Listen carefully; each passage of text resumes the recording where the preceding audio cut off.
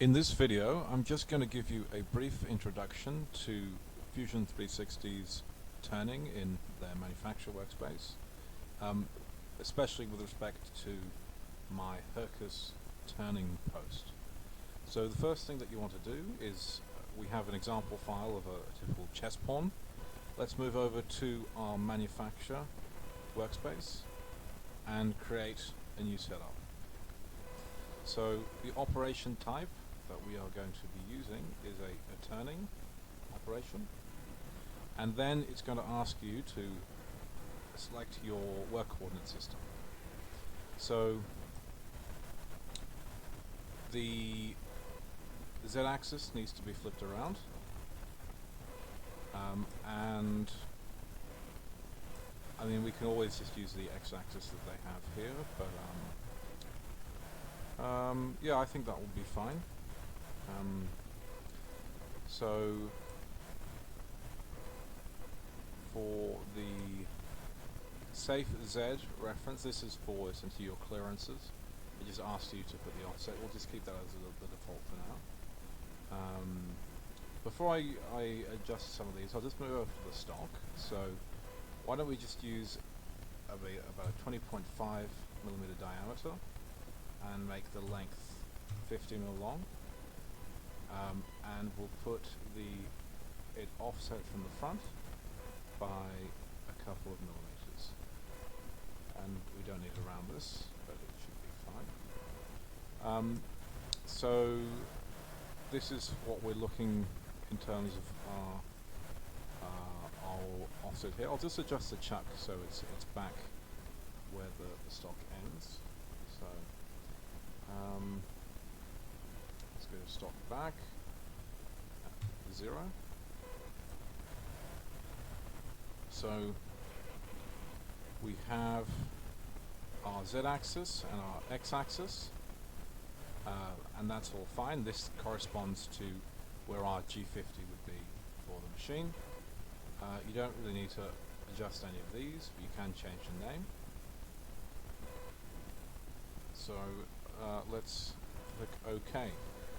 So after you've done this, the first thing that you want to do is to set up your tools.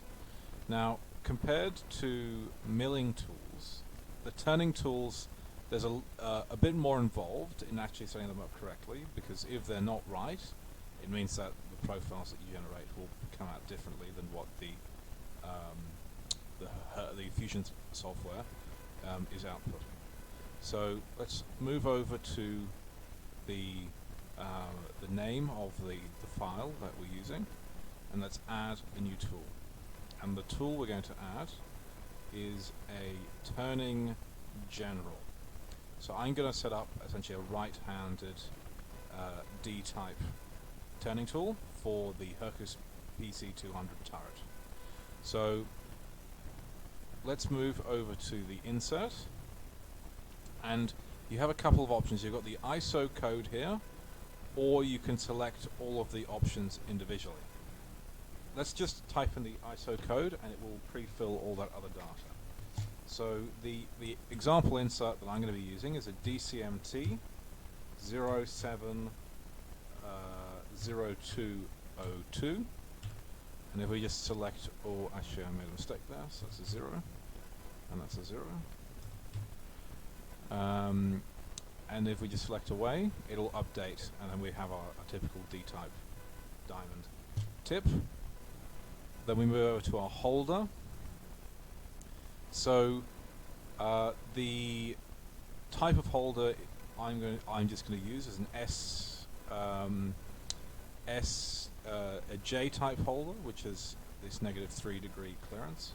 So, for example, if you have the name of the designation of the holder on the side, it will probably be a sort of a 5 letters corresponding by a couple of numbers. The example I'm using is an SDJCR 1010, and you can look up what the each of the numbers correspond to, but in that designation, for the style, I think the J is relevant to what I've just selected there, which essentially gives you the clearance on the holder. So yeah, so we're going to be using a right-handed tool and screw lock, but this doesn't really matter very much. And then we can set up the size. So it's essentially a 10mm shank width with a 1010 and a 10mm height. Now overall length, this isn't too relevant, but I'll just make it shorter so it's easy to see. So the head length, it probably won't be mentioned on the designation of your holder. This is something you can just measure on the actual holder itself. So I'm just going to give that an example value of 20. And now the cutting width. Now I think this drawing is slightly wrong.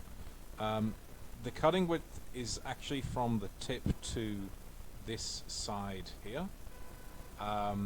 Because for example, if I put this back to 10, we can see in the display on the right hand side, 10.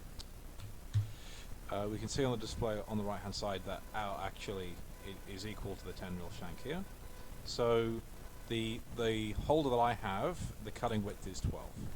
So this is the holder and insert generated. Now we can move over to the setup. So the orientation again is quite important. This orientation here matches what we've decided for our turret. So with the Hercus turret, the turret is at the front, and it's oriented so that the tools are parallel to the x-axis and perpendicular to the z-axis. So the z-axis is here, the x-axis is here. So this is perfect. So if, for example, you were using a gang tooling setup, the orientation could be something like this. If you're using a turret that was on the other side, this is what I'd recommend that you use. Example. So this setup here is what we want. Now the compensation, the compensation is relevant to the location of your G50. So I'll just slightly change the overall length so you can see this more clearly. So if we move over to like 30mm long, actually maybe even 20, so the tip is a lot bigger. So the compensation it's referring to this black dot here, and this is your location of your work offset, your work or the tool offset rather. So tip tangent is the one that I would suggest, which corresponds to you touching off the tool on the X and the Z axis. So if, for example, if we hit insert center, you can see that it moves here, the center of the insert, which isn't very relevant. I mean, there's another couple or so that you could use, but I think most people will be using tip tangent for this setting. So cutting data is your default speed and feeds. So the Hercus software doesn't support constant surface speed, so we'll deselect that. Spindle speed, let's just write in 2500 RPM. Feed rate for a rev, I'm just going to do an example value of 0.1. And of course you can deselect this if you want to do millimeters per minute as your feed values rather than feed per rev. But I mean, with lathes, feed per rev is the most convenient. And then your coolant, I'll just disable this. Post processor here, so the number is the number in the turret for the tool. So you can select like that to wherever you're going to install in the turret. One other thing I should mention here is this turret line. So this number here is used by the post processor to indicate what type of setup you're in. So at the 0, I've set it up so it's assuming it's a Hercus PC200 turret, which is essentially mounted at the front with positive X values. Now there are a couple of more different values you can change this to that would correspond to if the tool is mounted, for example, on a gang, in the machine, or I mean, if the turret was mounted at the back and things like that. And if you have different setups, or like if you're in a quick change tool holder, just let me know and I can sort those out for you. So there we have it. This is essentially the procedure to set up a tool. So I'll just cancel out of this since I've already set up my 3 tools that I'm going to do for this example. So we have our setup here, and we can start essentially programming the toolpath. So the first operation that I'm going to do is to be a facing operation.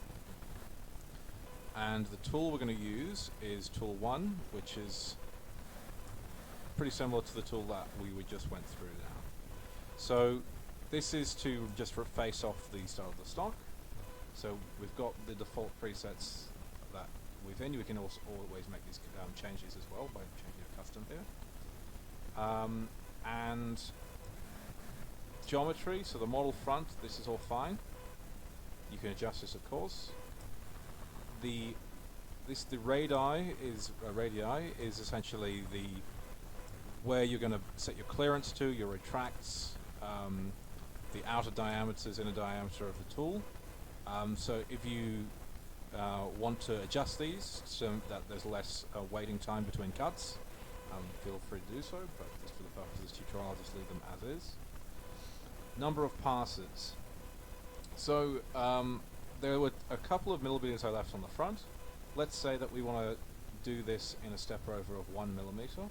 So it takes a couple of cuts, and it's already previewing what we've done. We can also leave stock to clean up. So let's leave like a quarter of a millimeter to clean up. And then your linking. So this is where you're going to approach and retract. So if you refer before, when we did the setup, we set our safe Z to 5 millimeters away from the stock. You can use this here as your approach and retract, or you can make this smaller by actually starting the approach at the first toolpath point. So this is less waiting time, you'll be closer to the workpiece. So we'll just leave these as default and click OK. So now we've created our first toolpath. Now let's continue to move on, and let's do a roughing toolpath using exactly the same tool. Geometry, this is all fine. This is fine again. And I'm happy with all these settings. Maximum depth of cut. Why don't we just reduce this down to 0.5, just for example, and we'll leave a quarter of a millimeter. And again, these are all fine. So if we click OK, now we've got our roughing toolpath for this tool. Now let us use a finishing toolpath. Again, all of these are fine. We can leave these, and this is okay. So right away we have our finishing toolpath. One thing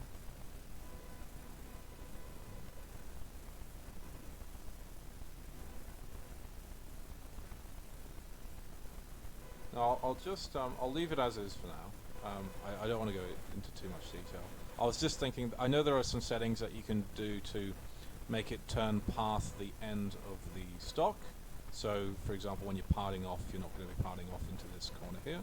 But just for brevity, I'll just leave it as is, and I'll just leave it for you to explore all the different options that you can use. So we've essentially finished all the tool paths for this tool. Let's do some, and we've even got a preview of what the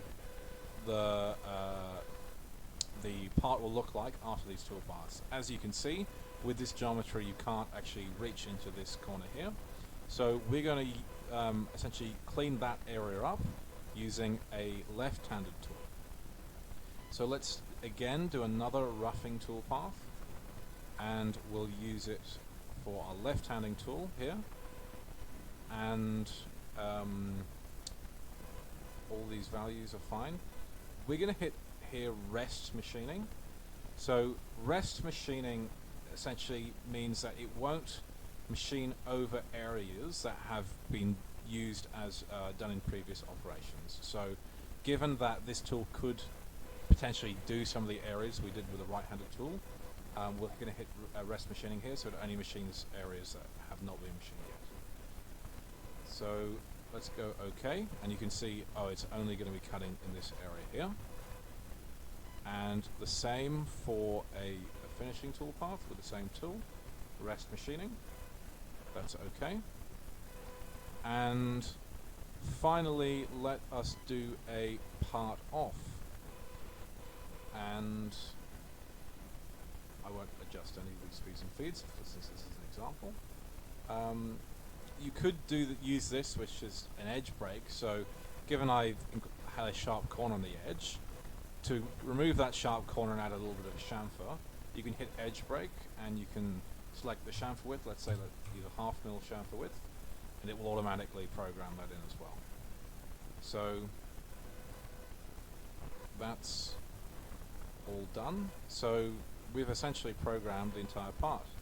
So let's simulate and just watch it simulate. I'll just speed things up a little bit so you don't have to spend too much time watching this video. So you can see we're doing all the roughing operations. It's finishing, roughing again, finishing, part off. And there we have our pawn piece. So once you've done setting up the job, you can either go over here, right click, hit post process, or go at the top and hit post process. And then you need to select the Hercus turning post processor file that I've set up for you. So initially when you open this post process window here, in the setup it will usually be used in the use install post library, and this is the default posts that come with the Fusion software. So we need to switch this over to the use personal post library, which we are in right now.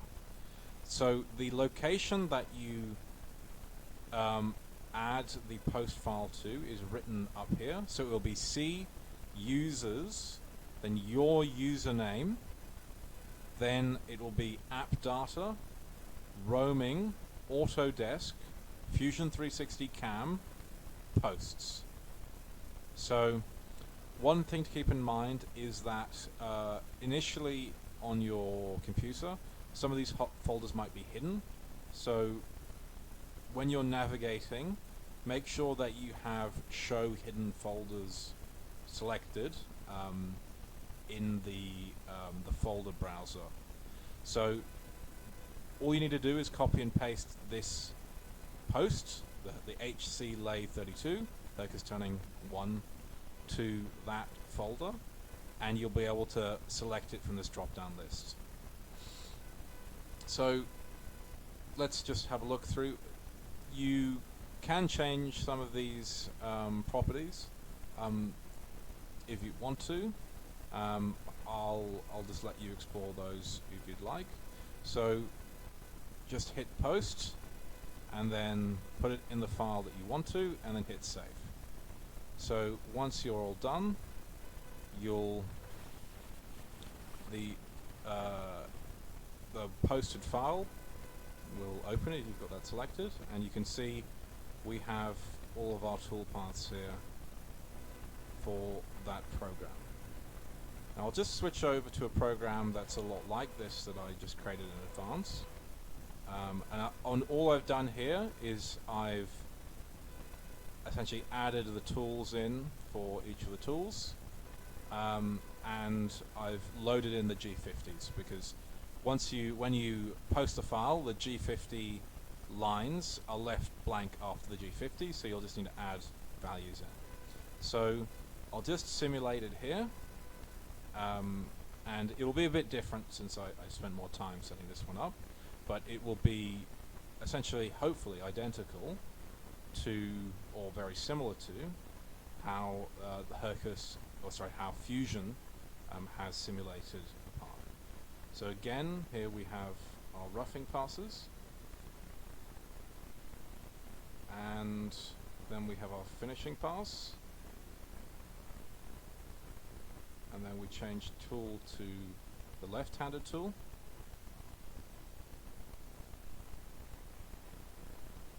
And clean up this area, and then we finish, and then you change over to the grooving tool. I just added a small extra groove to clean up that area there, and then part off. And there you have the program. So thank you very much for watching, and hopefully you can make some use out of this post.